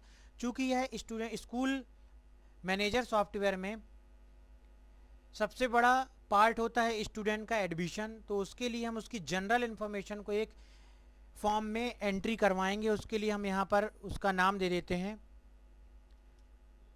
और फॉर्म का नाम हम दे देते हैं स्टूडेंट एडमिशन फॉर्म। और स्टूडेंट एडमिशन फॉर्म का नाम देने के पश्चात हमको क्लिक करना है ऐड बटन पर। तो जैसे ही हम ऐड बटन में क्लिक करेंगे तो ये देखिए स्टूडेंट एडमिशन नाम का फॉर्म आपका प्रोजेक्ट में इस प्रकार से ऐड हो जाएगा। इस पर डबल क्लिक करके आप फॉर्म को स्क्रीन पर ला सकते हैं। तो ये देखिए, हमने यहाँ पर एक विंडोज़ फॉर्म बना लिया। अब आप विंडोज़ फॉर्म में किस प्रकार से कंट्रोल्स को ऐड करेंगे। कंट्रोल्स को ऐड करने के लिए, फॉर्म को डिज़ाइन करने के लिए आपको टूल बॉक्स यहाँ पर लेफ्ट साइड में दिखाई देगा। मान लो आपको टूल बॉक्स दिखाई नहीं दे रहा है, मान लो अभी हमने यहाँ पर टूल बॉक्स को क्लोज कर दिया। अब हम यदि फॉर्म को डिज़ाइन करने के लिए टूल बॉक्स को लाना चाहते हैं तो टूल बॉक्स नहीं दिखने पर आपको व्यू मेन्यू में जाना है और ये देखिए यहाँ पर ऑप्शन दिखाई दे रहा है टूल बॉक्स। तो इस ऑप्शन पर आप क्लिक करेंगे या कीबोर्ड से शॉर्टकट की कंट्रोल अल्टर और एक्स प्रेस करेंगे। तो जैसे इस ऑप्शन पर हम क्लिक करेंगे तो ये देखिए आपका टूल बॉक्स यहाँ पर फिर से दिखाई देने लगेगा। तो इस प्रकार से यदि टूल बॉक्स दिखाई नहीं दे रहा है तो हम टूल बॉक्स को आसानी से विजुअल स्टूडियो की विंडो में ला सकते हैं। अब यहाँ पर स्टूडेंट के एडमिशन का फॉर्म हमको डिज़ाइन करना है। स्टूडेंट के एडमिशन का फॉर्म डिज़ाइन करने के लिए सबसे पहले यदि हम ये चाहते हैं कि इस फॉर्म किस लिए है उसकी इन्फॉर्मेशन को हम यहाँ पर दिखाना चाहते हैं तो उसके लिए एक कंट्रोल होता है लेवल कंट्रोल। लेवल कंट्रोल का यूज़ किया जाता है किसी भी प्रकार की इन्फॉर्मेशन को फॉर्म में दिखाने के लिए। तो हम लेवल कंट्रोल को यहाँ पर ड्रैग एंड ड्रॉप करके रखते हैं। तो ये देखिए लेवल 1 नाम आपका यहाँ पर दिखाई दे रहा है। अब हम चाहते हैं यहाँ पर जो फॉर्म आप बनाने जा रहे हो उसका नाम यहाँ पर आ जाए। तो इसके लिए हमको इस पर राइट क्लिक करना है, इसकी प्रॉपर्टीज़ में जाना है। इसकी किस प्रॉपर्टी का हम यूज़ करके देखेंगे, ये देखिए इसकी हम यहाँ पर टेक्स्ट प्रॉपर्टी का यूज़ करके देखेंगे। यहाँ पर लेवल 1 लिखा हुआ है, इसकी टेक्स्ट प्रॉपर्टी में भी लेवल 1 दिखाई दे रहा है। इसका मतलब जो भी आप यहाँ टाइप करोगे वह इसके ऊपर दिखाई देगा। इसलिए हमने यहाँ पे टाइप कर दिया स्टूडेंट डिटेल्स एंट्री फॉर्म। चूँकि ये एक स्टूडेंट की डिटेल को रखेगा ये फॉर्म, उसकी हम एंट्री करेंगे, इसलिए हमने यहाँ पे दे दिया स्टूडेंट डिटेल्स एंट्री फॉर्म। तो किसी भी लेवल में यदि आप कोई टेक्स्ट प्रदर्शित करना चाहते हो अपने अनुसार तो टूल बॉक्स से उस लेवल को ड्रैग एंड ड्रॉप करके उस पर राइट क्लिक करते हैं। प्रॉपर्टीज़ में उसकी टेक्स्ट प्रॉपर्टी में जो भी हम टाइप करेंगे वह यहाँ पर दिखाई देता है। तो इस प्रकार से लेवल कंट्रोल का यूज़ हमने यहाँ पर किया। अब यहाँ पर हम स्टूडेंट की इंफॉर्मेशन को स्टोर कराने के लिए सबसे पहले उसका नाम, उसका एड्रेस, उसका कॉन्टैक्ट नंबर और उसका क्लास, यदि इस डेटा को इनपुट कराना चाहते हैं तो उसके लिए हमको इन्फॉर्मेशन दिखानी होगी। तो इन्फॉर्मेशन दिखाने के लिए हम लेबल ऑप्शन का यूज़ करते हैं। तो ये देखिए हमने एक लेबल रखा और डेटा को चूँकि हमको इनपुट कराना है, यूज़र से डेटा को इनपुट कराना है, तो उसके लिए डेटा को इनपुट कराने के लिए विजुअल स्टूडियो में आपका ये सबसे अच्छा कंट्रोल है टेक्स्ट बॉक्स। टेक्स्ट बॉक्स को माउस की लेफ़्ट बटन से क्लिक करेंगे और यहाँ पर ड्रैग एंड ड्रॉप कर देंगे। ये देखिए आपका यहाँ पे टेक्स्ट बॉक्स जो है इनपुट हो गया और आपको इस प्रकार से यहाँ पर दिखाई दे रहा है। अब यहाँ लेवल 2 में हम देना चाहते हैं स्टूडेंट का नेम, तो उसके लिए हम राइट क्लिक करेंगे, प्रॉपर्टीज़ में जाएंगे और यहाँ पर दे देंगे स्टूडेंट का नेम। ये देखिए इसी प्रकार से यहाँ पर हमने चूँकि इस टेक्स्ट बॉक्स में हम यूज़र से स्टूडेंट का नाम इनपुट कराएंगे, इसलिए हमने इसके बाजू में जो लेबल रखा था उसमें लिख दिया स्टूडेंट नेम, ताकि यूज़र को पता चल सके कि ये टेक्स्ट बॉक्स किस लिए बनाया गया है, स्टूडेंट का नाम एंटर कराने के लिए बनाया गया है। इसलिए हमने यहाँ पर टेक्स्ट बॉक्स के बाजू में जो लेबल रखा वहाँ पर लिख दिया स्टूडेंट नेम। अब इस टेक्स्ट बॉक्स का यूज़ आगे हम जब प्रोग्रामिंग करेंगे तो उसमें इसका इस्तेमाल होगा, इसलिए इसकी एक प्रॉपर्टी होती है नेम प्रॉपर्टी, जिसका यूज़ करेंगे इसका हम नाम देने के लिए। तो इसका नाम देने के लिए इस पर राइट क्लिक किया, प्रॉपर्टी ऑप्शन में गए और ये देखिए यहाँ पर आप इस पर नेम प्रॉपर्टी में जाकर के, चूँकि एक टेक्स्ट बॉक्स है इसलिए हम यहाँ पर देते हैं टेक्स्ट TXT। और ये किस लिए टेक्स्ट बॉक्स है, स्टूडेंट का नाम देने के लिए, तो यहाँ पर दे दिए हम स्टूडेंट नेम। तो इस प्रकार से किसी टेक्स्ट बॉक्स को हम उसका नाम दे करके आगे उसके प्रोग्रामिंग में इस्तेमाल कर सकते हैं। तो नाम देने के पश्चात आपको यहाँ पर क्लिक करना है। ये देखिए आपने इसका नाम दे दिया। इस प्रकार से आप जिस भी कंट्रोल को विंडोज़ फॉर्म में बनाना चाहते हैं उसे ड्रैग एंड ड्रॉप करके आप यहाँ पर आसानी से बना सकते हैं और उस पर राइट क्लिक करके उस कंट्रोल का नाम आप दे सकते हैं। स्टूडेंट के इस डिटेल एंट्री फॉर्म में स्टूडेंट का नेम को इनपुट कराने के लिए हमने यहाँ पर एक टेक्स्ट बॉक्स लिया। उसी प्रकार से यदि हमको अब दूसरा यहाँ पर फील्ड बनाना है तो उसके लिए हम चाहें तो इस लेबल को इस तरह से माउस से ड्रैग करते हुए सेलेक्ट करके यहाँ पर राइट क्लिक करते हैं, कॉपी में क्लिक करते हैं और ये देखिए, यदि आप दोबारा भी टेक्स्ट बॉक्स लेना चाहते हैं उसको कॉपी पेस्ट कर सकते हैं, या टूल बॉक्स से ड्रैग एंड ड्रॉप करके भी हम लेबल और टेक्स्ट बॉक्स को यहाँ पर ला सकते हैं। अब हम विंडोज़ फॉर्म में यहाँ पर एड्रेस स्टोर कराना चाहते हैं, हम एड्रेस के लिए बना रहे हैं यहाँ पर, तो इस पर राइट क्लिक किया है, प्रॉपर्टीज़ में गए और देखिए इसकी टेक्स्ट प्रॉपर्टी में जाकर के हम यहाँ पर दे देंगे स्टूडेंट का एड्रेस। तो यहाँ पर हमने टाइप कर दिया एड्रेस। अब चूंकि एड्रेस बड़ा हो सकता है और वह एक लाइन के टेक्स्ट बॉक्स में नहीं आता, तो एक विशेष प्रकार का टेक्स्ट बॉक्स हम इस्तेमाल कर सकते हैं। टेक्स्ट बॉक्स की एक प्रॉपर्टी होती है multi line. Multi line text box बनाने के लिए आप यहाँ पर जो ऑप्शन दिखाई दे रहा है इस पर क्लिक करें और यहाँ पर ये चेक बॉक्स में मल्टी लाइन को चेकड कर दें। जैसे ही आप चेकड कर दोगे तो ये देखिए चारों तरफ डॉट डॉट दिखाई देने लगे। अब आप इस प्रकार से टेक्स्ट बॉक्स को विड्थ को बड़ा कर सकते हैं। तो इससे हम जो है यहाँ पर एड्रेस को बड़े रूप में टाइप कर सकते हैं। तो टेक्स्ट बॉक्स की मल्टी लाइन प्रॉपर्टी को ट्रू करने पर आप इस प्रकार से टेक्स्ट बॉक्स को बना सकते हैं। इसके पश्चात हम यहाँ पर एक लेबल लेते हैं और पुनः एक टेक्स्ट बॉक्स को ड्रैग एंड ड्रॉप करते हैं। ये देखिए हमने पुनः एक टेक्स्ट बॉक्स को यहाँ पर ड्रैग एंड ड्रॉप किया और यहाँ पर स्टूडेंट का डेट ऑफ बर्थ स्टोर कराते हैं हम। इस पर राइट क्लिक किया, प्रॉपर्टी में गए और यहाँ पर हमने कर दिया डेट ऑफ बर्थ। तो इस टेक्स्ट बॉक्स में हम डेट ऑफ बर्थ स्टोर कराएंगे। इस टेक्स्ट बॉक्स में हमने जैसे डेटाबेस में हमको जिस प्रकार से स्टोर कराना है डेट को, उस फॉर्मेट में हम यहाँ पर डेटा को इनपुट करेंगे। और यदि हम चाहते हैं कि यूज़र केवल उसी फॉर्म में ही कर सके तो उसके लिए आगे हम देखेंगे किस प्रकार से VB.NET का यूज़ करके हम इस टेक्स्ट बॉक्स को वैलिडेट करेंगे और यूज़र केवल उसी प्रकार का डेट ऑफ बर्थ को इंसर्ट कर पाएगा जिस प्रकार का आप चाहते हैं। इसके पश्चात हम पुनः एक लेबल लेते हैं और यहाँ पर राइट क्लिक करके प्रॉपर्टी में जा कर के स्टूडेंट का जेंडर इनपुट कराने के लिए एक लेबल में जेंडर लिखते हैं और उसके पश्चात जेंडर मेल या फीमेल हो सकता है, मतलब दो ऑप्शन में से एक ऑप्शन हमको सेलेक्ट करना है। तो उसके लिए एक कंट्रोल होता है जिसका नाम है रेडियो बटन। तो रेडियो बटन कंट्रोल को आप टूल बॉक्स से ड्रैग एंड ड्रॉप कर सकते हैं। ये देखिए एक रेडियो बटन ले लिया आपने, फिर आप इसको राइट क्लिक करके कॉपी पेस्ट भी कर सकते हैं या पुनः एक रेडियो बटन को ड्रैग एंड ड्रॉप कर सकते हैं। ये देखिए यहाँ पर रेडियो बटन 1 और रेडियो बटन 2 नाम दिखाई दे रहा है। इसके पश्चात यदि आप इस पर कोई टेक्स्ट देना चाहते हो, मेल फीमेल लिखना चाहते हो, तो रेडियो बटन में राइट क्लिक करेंगे, प्रॉपर्टी ऑप्शन में जाएंगे और यहाँ पर हम लिखेंगे मेल।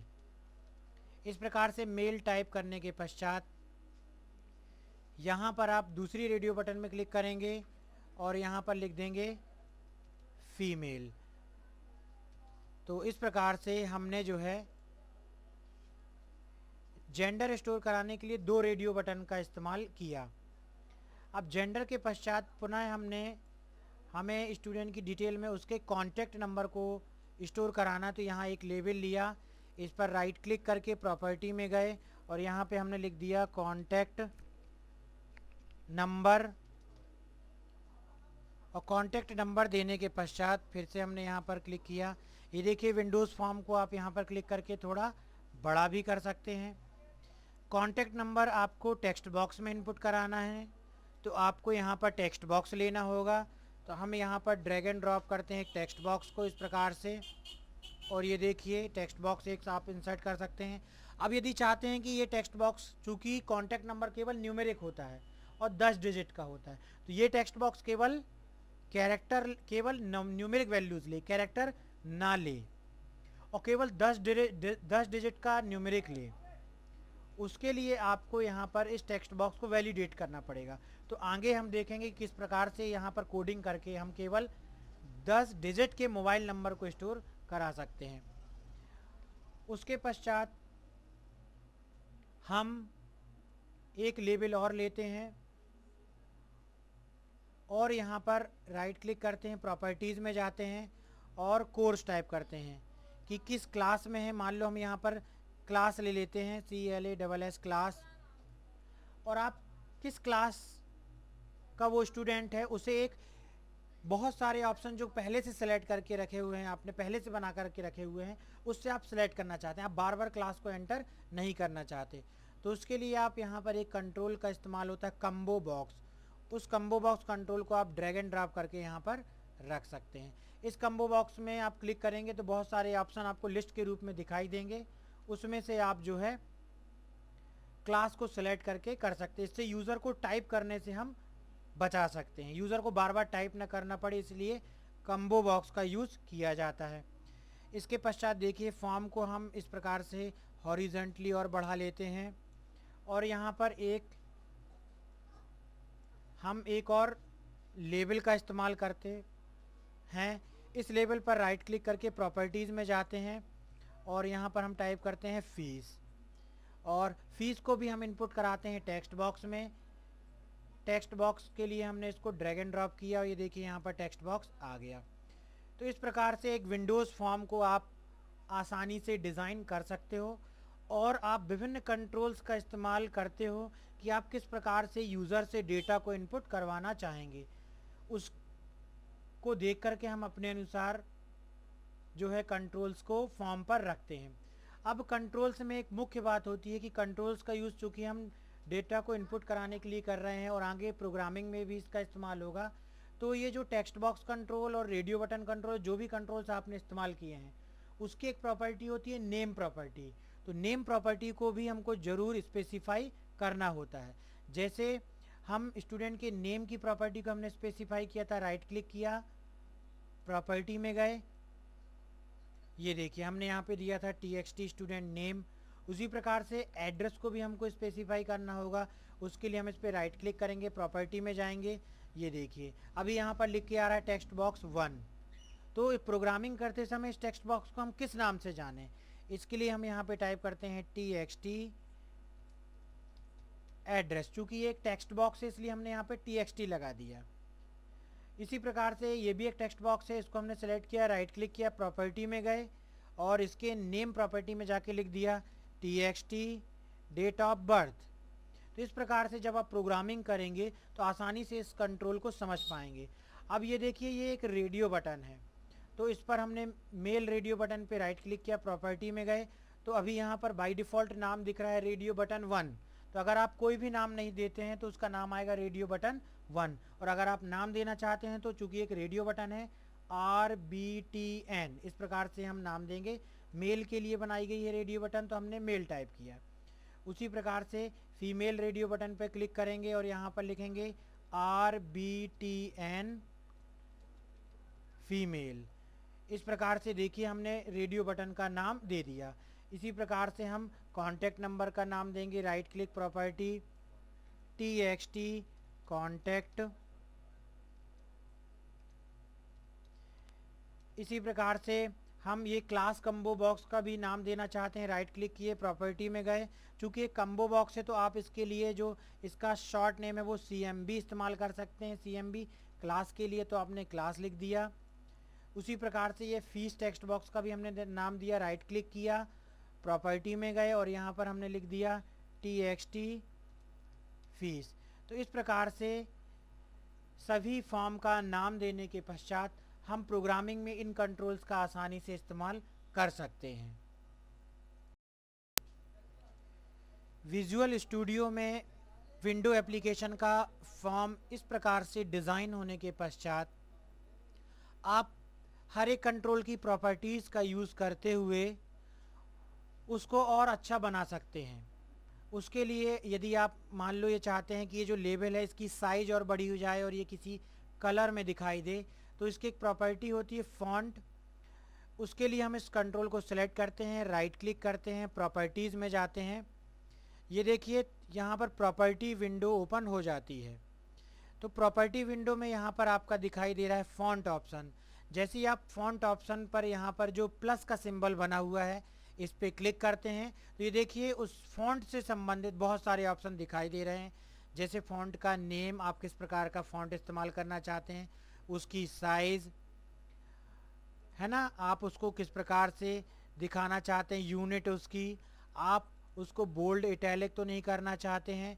तो इससे आप जो ये प्रदर्शित हो रहा है लेबल, इसके टेक्स्ट को और अच्छा दिखा सकते हैं। तो मान लो हम यहाँ पर ये देखिए फॉन्ट ऑप्शन में क्लिक करते हैं, या आप यहाँ पर फॉन्ट में जाकर के देखिए बाजू में एक बटन दिखाई दे रही है। जैसे इस पर क्लिक करते हैं तो नोटपैड और वर्डपैड की तरह एक फॉन्ट डायलॉग बॉक्स स्क्रीन पर आ जाता है। यहाँ पर आपको जैसा फॉन्ट रखना है फॉन्ट रख सकते हो। मान लो यहाँ पर हमने फॉन्ट सेलेक्ट कर दिया आपका, ये देखिए इस प्रकार से हमने यहाँ पर टाइम्स न्यू रोमन टाइप करते हुए हमने ये टाइम्स न्यू रोमन फॉन्ट को सेलेक्ट कर दिया। हमने फॉन्ट का साइज़ बढ़ा दिया, 12 कर दिया, उसको बोल्ड कर दिया और उसके पश्चात हमने ओके बटन पे क्लिक किया।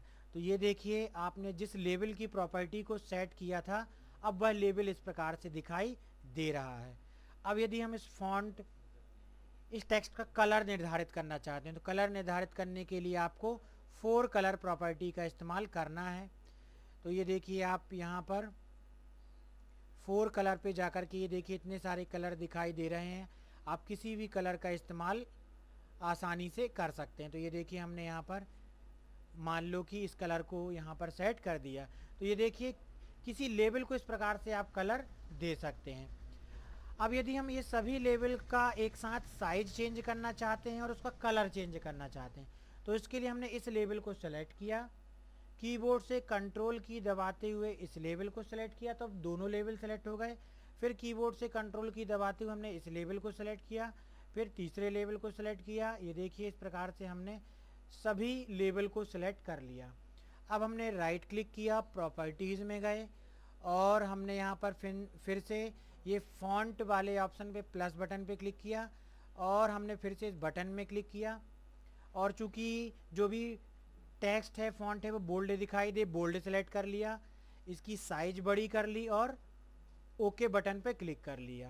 तो ये देखिए इसके साइज आपके बड़े हो गए। अब आप आपका यदि कलर चेंज करना चाहते हैं तो 4 कलर में जाएं और यहाँ पर आप जिस कलर का फॉन्ट देना चाहते हैं उस कलर का फॉन्ट आप यहाँ पर सेट कर सकते हैं, उस कलर को आप सेट कर सकते हैं। देखिए तो चूंकि यहाँ पर लेबल का हमने टेक्स्ट का साइज बड़ा किया, कलर चेंज किया तो ये थोड़ा सा ओवरलैप हो रहा है।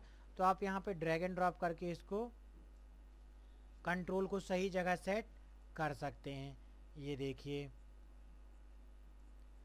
ऑटोमेटिक आपका विजुअल स्टूडियो में विंडोज़ फॉर्म एक अलाइनमेंट देने के लिए एक लाइन प्रदर्शित करता है। ये देखिए एक लाइन दिखाई दे रही है तो उसके अनुसार भी आप हर एक कंट्रोल को सेट कर सकते हो फॉर्म में सही जगह पर।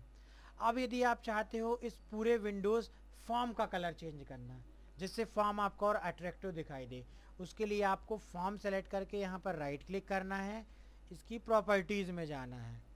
तो प्रॉपर्टीज़ में आपको यहाँ पर एक प्रॉपर्टी दिखाई देती है back colour property. Back colour property में देखिए आपको यहाँ पे कम्बो बॉक्स दिखाई दे रहा है और यहाँ पर इतने सारे आपको कलर दिखाई दे रहे हैं। तो जिस भी कलर को आप सेलेक्ट करना चाहो, जैसे हमने ये येलो कलर को सिलेक्ट कर दिया, यदि आप दूसरा कलर देना चाहते हो तो ये देखिए हमने एक दूसरा कलर सेलेक्ट कर दिया। जो भी कलर आप यहाँ से सेट करना चाहते हो उस कलर को आप यहाँ पर सेट कर सकते हो। तो ये देखिए हमने एक फॉर्म को डिज़ाइन करके और हर एक कंट्रोल की और फॉर्म की प्रॉपर्टीज़ का यूज़ करके उसको कलरफुल बना दिया। अब यदि आप चाहते हो फॉर्म में किसी प्रकार की इमेज प्रदर्शित करना, हमको कलर नहीं देना, हम चाहते हैं विंडोज़ फॉर्म में कोई इमेज प्रदर्शित हो, तो उसके लिए फॉर्म पे राइट क्लिक किया, प्रॉपर्टीज़ में गए और इसकी एक प्रॉपर्टी होती है बैकग्राउंड इमेज प्रॉपर्टी। इसके बाजू में आपको एक बटन दिखाई दे रहा है, जैसे इस बटन में क्लिक करेंगे तो आपको यहाँ पर दिखाई दे रहा है कि आपको किस प्रकार की पिक्चर को उस पर दिखाना है। उसके लिए आपको यहाँ पर एक इम्पोर्ट बटन दिखाई दे रहा है, इस बटन में क्लिक करिए। जिस भी पिक्चर को आप दिखाना चाहते हैं उस पिक्चर को आप यहाँ से सिलेक्ट कर लीजिए। देखिए ये देखिए मान लो हम इस पिक्चर को सिलेक्ट करना चाहते हैं, इसको सिलेक्ट कर लिए, ओपन कर लिए, ओके बटन में क्लिक कर दिया। तो ये देखिए आपको इस प्रकार से विंडोज़ फॉर्म में वह पिक्चर दिखाई देगी। तो विंडोज़ फॉर्म में रखे गए कंट्रोल्स को में विभिन्न प्रकार की फॉर्मेटिंग, विभिन्न प्रकार की प्रॉपर्टीज़ का यूज़ करके हम उसका अपीयरेंस को और भी अच्छा बना सकते हैं। विजुअल स्टूडियो में विंडोज़ फॉर्म को इस प्रकार से डिज़ाइन करने के पश्चात, जिसे कि हमने स्टूडेंट की एंट्री, स्टूडेंट की इन्फॉर्मेशन को, जनरल इन्फॉर्मेशन को एंट्री करने के लिए बनाया हुआ है। अब यदि हम चाहते हैं कि ये इन्फॉर्मेशन जब हम टाइप कर लें तो ये हमारी जो एम एस एक्सेस की हमने अभी टेबल बनाई हुई थी स्टूडेंट, उस पर डेटा जा कर के स्टोर हो जाए। तो ये डेटा टाइप करने के पश्चात यहाँ पर यदि हमको एक बटन बनाना है तो उसके लिए टूल बॉक्स से हम बटन कंट्रोल का इस्तेमाल करते हैं। तो टूल बॉक्स से अब हम बटन कंट्रोल को यहाँ पर ड्रैग एंड ड्रॉप करेंगे। इस प्रकार से देखिए हमने एक बटन रखी, इसी को हमने राइट क्लिक किया, कॉपी किया, पेस्ट किया, हमने ये दूसरी बटन रखी, इसी प्रकार से हमने कॉपी कर चुके थे तो फिर से हमने पेस्ट किया, एक हमने तीसरी बटन रखा, ये देखिए बटन 1, बटन 2 और 3 बटन रखी, एक बार और हमने पेस्ट किया, एक और हमने बटन इस प्रकार से यहाँ पर रखी हुई है। इन 4 बटनों का यूज़ हम रिकॉर्ड को सेव करने के लिए, अपडेट करने के लिए, डिलीट करने के लिए तथा ढूंढने के लिए करेंगे। तो सबसे पहले हमने जो भी यहाँ पर डेटा को टाइप किया है उसको हम चाहते हैं कि एम एस एक्सेस की टेबल पे वह डेटा स्टोर हो जाए। तो उसके लिए सबसे पहले इस बटन पर हमने राइट क्लिक किया, प्रॉपर्टी में गए और पहली बटन पे हमने नाम दे दिया सेव। अब चूंकि यह बटन हम सेव करने के लिए बना रहे हैं, इसलिए हमने यहाँ पर इस बटन का नाम भी दे देते हैं, इस बटन का नाम दे देते हैं BTN सेव। उसी प्रकार से दूसरी बटन हम बनाते हैं अपडेट के लिए, तो यहाँ पर इसकी टेक्स्ट प्रॉपर्टी में हम दे देते हैं अपडेट और यहाँ पर देखिए हम यहाँ पर नेम प्रॉपर्टी में दे देते हैं BTN अपडेट। चूँकि यह एक बटन है इसलिए हमको यहाँ पर BTN टाइप करते हैं। इसी प्रकार से ये थर्ड बटन की में राइट क्लिक करके प्रॉपर्टीज़ में जाते हैं और यहाँ पर दे देते हैं हम डिलीट। और इसकी बटन प्रॉपर्टी में नेम प्रॉपर्टी जो होती है, चूँकि हम बटन को जब प्रोग्रामिंग करेंगे तो उसको किसी नाम से जानेंगे, तो यहाँ पर हम नेम प्रॉपर्टी में दे देते हैं BTN और ये हम किस लिए बना रहे हैं, डिलीट के लिए, तो यहाँ पर हम लिख देते हैं डिलीट। एक बटन और हमने यहाँ पर रखी हुई है जिसका यूज़ हम रिकॉर्ड को ढूंढने के लिए करते हैं, तो इस पर हम राइट क्लिक करते हैं, प्रॉपर्टी में जाते हैं और प्रॉपर्टी में हम यहाँ पर टेक्स्ट में जा कर के दे देते हैं फाइंड और इसकी नेम प्रॉपर्टी में हम दे देते हैं BTN फाइंड। तो इस प्रकार से सभी बटन हमने रख ली और सभी बटन की हमने नेम प्रॉपर्टी में जा कर के नाम भी दे दिया।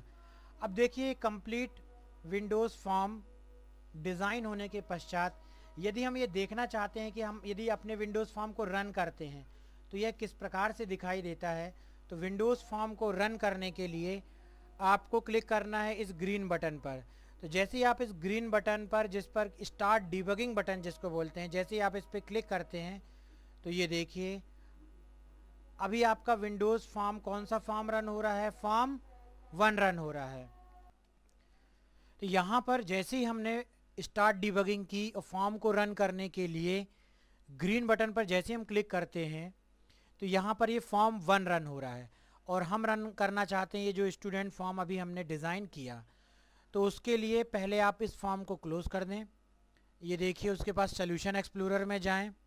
हम चाहते हैं स्टूडेंट एडमिशन फॉर्म को रन करना, उसके लिए प्रोजेक्ट में स्कूल मैनेजर जो प्रोजेक्ट आपने बनाया उस पर राइट क्लिक करें, प्रॉपर्टीज़ में जाएं। प्रॉपर्टीज़ में यहाँ पर देखिए स्टार्टअप फॉर्म में फॉर्म 1 सेलेक्ट है, यहाँ पर हमको सेलेक्ट करना है स्टूडेंट एडमिशन फॉर्म। चूँकि हम इस फॉर्म को रन करना चाहते हैं या जिस भी फॉर्म को आप रन करना चाहते हैं उस फॉर्म को आप यहाँ से सिलेक्ट कर सकते हैं। फॉर्म को सिलेक्ट करने के पश्चात अब देखिए फिर से हम यहाँ पर स्टार्ट डिबगिंग या ग्रीन बटन पर जैसे ही हम क्लिक करेंगे तो अब ये देखिए हमारा फॉर्म यहाँ पर दिखाई दे रहा है। अब जो भी आप स्टूडेंट का नाम यहाँ पर आप टाइप करेंगे, उसका जो भी आप यहाँ पर एड्रेस टाइप करते हैं, जो भी आप यहाँ पर डेट ऑफ बर्थ देते हैं। अब वो ये चाहते हैं कि वो जो भी आप यहाँ पे डेटा टाइप कर रहे हैं,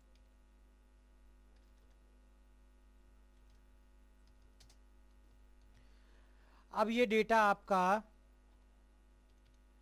इस सेव बटन में क्लिक करने पर एमएस एक्सेस की टेबल में सेव हो जाए।